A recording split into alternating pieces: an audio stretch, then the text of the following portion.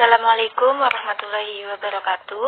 Video ini merupakan video analisis farmasi dengan judul analisis kadar zat pewarna tartrazin pada minuman ringan berkarbonasi dengan metode high performance liquid chromatography.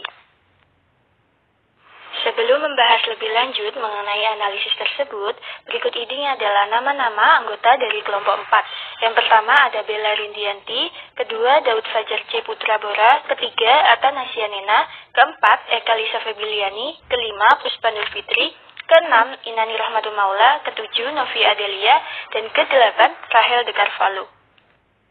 Selanjutnya, metode yang digunakan yaitu High Performance Liquid Chromatography atau yang biasa disebut dengan HPLC. Adapun pengertian dari HPLC yaitu merupakan salah satu metode fisikokimia berdasarkan pada teknik kromatografi di mana fase geraknya berupa cairan dan fase diam dapat dalam bentuk cair atau padat. Prinsip kerja HPLC yaitu pemisahan analit-analit berdasarkan kepolarannya. Alatnya terdiri dari kolom atau sebagai fase diam dan larutan tertentu sebagai fase geraknya. Yang membedakan HPLC dengan kromatografi lainnya adalah pada HPLC digunakan tekanan tinggi untuk mendorong fase gerak. Campuran analit akan terpisah berdasarkan kepolarannya dan kecepatannya untuk sampai ke detektor atau waktu retensinya akan berbeda. Hal ini akan teramati pada spektrum yang puncak-puncaknya terpisah. Selanjutnya ada pengertian minuman berkarbonasi. Minuman berkarbonasi atau minuman ringan atau disebut soft drink sebagai minuman yang memiliki kandungan gas karbon dioksida. Kandungan karbon dioksida di dalamnya membuat minuman ini memiliki ciri khas gelembung-gelembung air yang menempel di dinding wadahnya.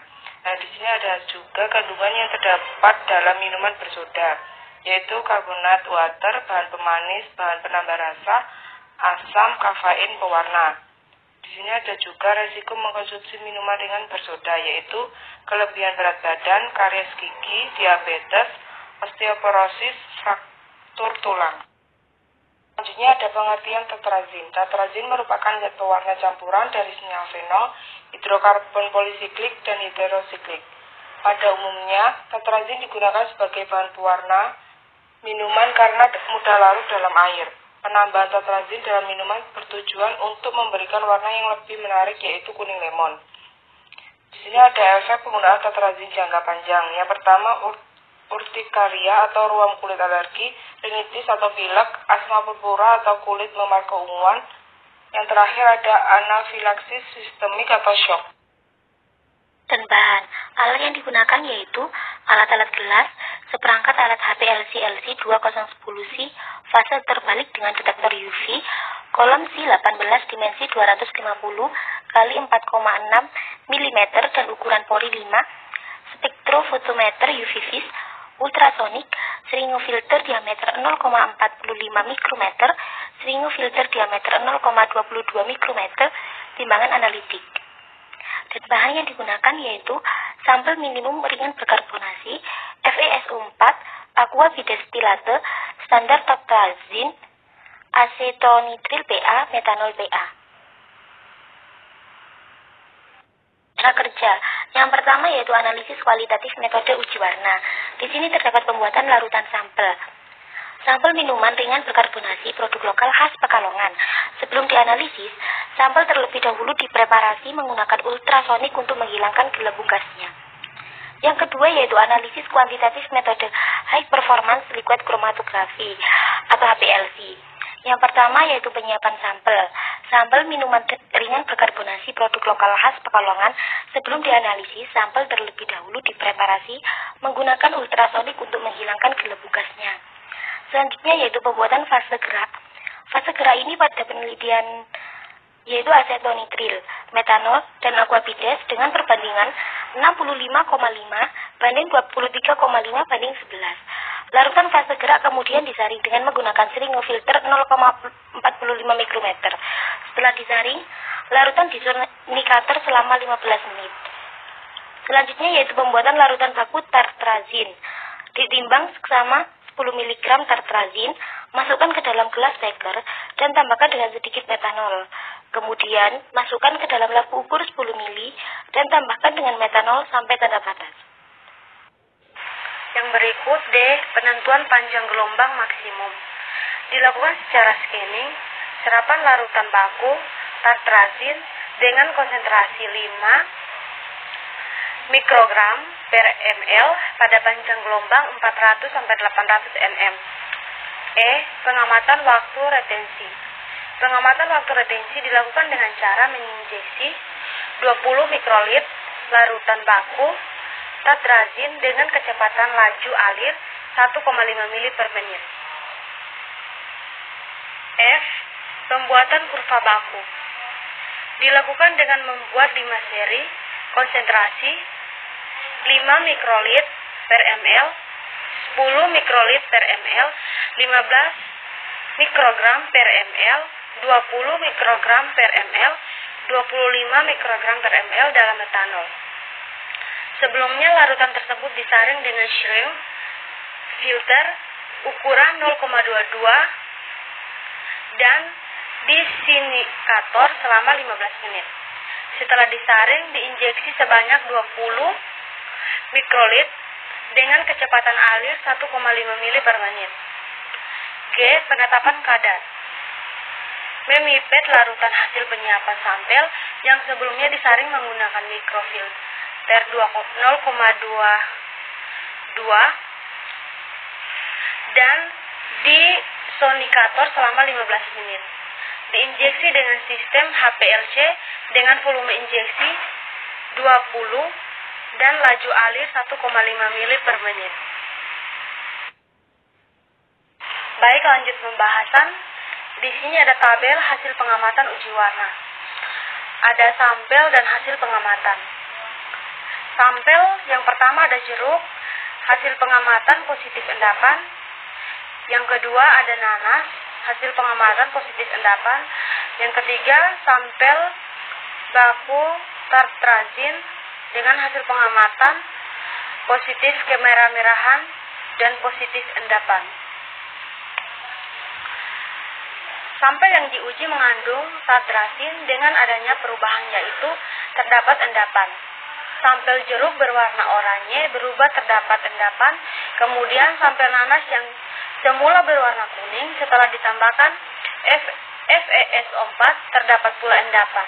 Kemudian untuk baku tartrazin sendiri yang semua warna kuning lemon setelah penambahan FeSO4 berubah warna menjadi kemerah-merahan dan terdapat endapan.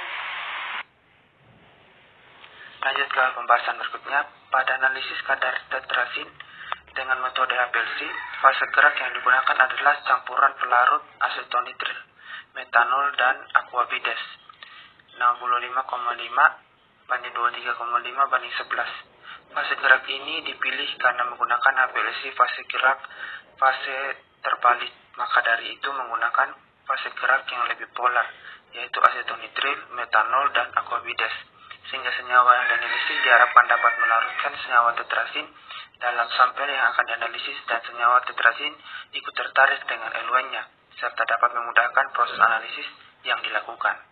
Kemudian di samping adalah tabel analisis kadar tetrazin dalam sampel. Lanjut ke pembahasan berikutnya, yaitu larutan baku yang digunakan adalah larutan baku tetrazin dengan konsentrasi 1000 ml. Pembuatan baku tetrazin 5 seri larutan konsentrasi 5, 10, 15, 20, 25. Nah, hasil dari AUC masing-masing konsentrasi didapatkan nilai R sebesar 0,99. Parameter linearitas kurva baku yang baik ditentukan dengan nilai koefisien kolerasi R sebesar lebih dari 0,99. Berikut adalah kurva baku tetrazin.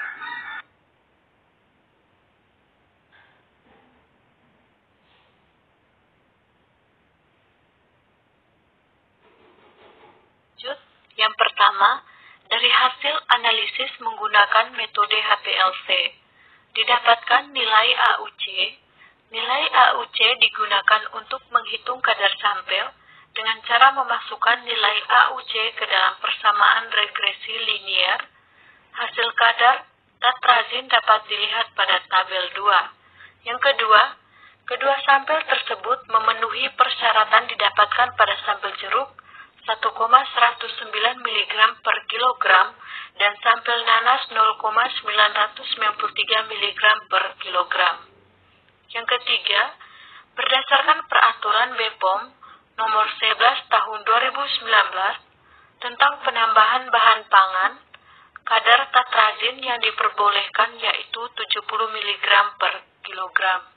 Yang keempat, kadar pewarna tatrazin yang berlebihan dapat mengakibatkan alergi, rinitis, obesitas, dan anafilaksis sistemik.